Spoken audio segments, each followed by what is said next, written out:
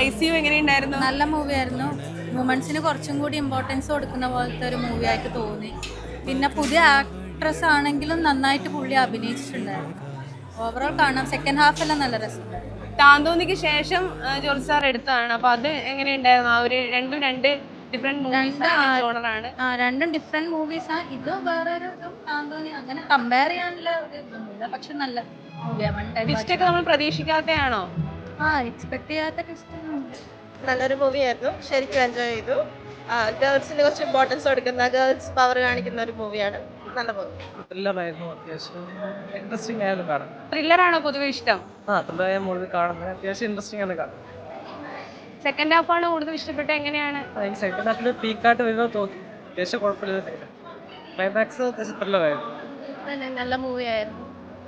ഹീറോയിന് കുറച്ചുകൂടി ഇമ്പോർട്ടൻസ് കൊടുക്കുന്ന മൂവിയായിട്ടാണ് തോന്നിയത്. എല്ലാവരും നല്ലോണം അഭിനയിച്ചു. എങ്ങനെയുണ്ടായിരുന്നു? നല്ല മൂവിയായിരുന്നു. ക്ലൈമാക്സ് നല്ല രസമുണ്ടായിരുന്നു. ട്വിസ്റ്റ് ഒക്കെ എങ്ങനെയുണ്ടായിരുന്നു? അൺഎക്സ്പെക്റ്റഡ് ആയിരുന്നു.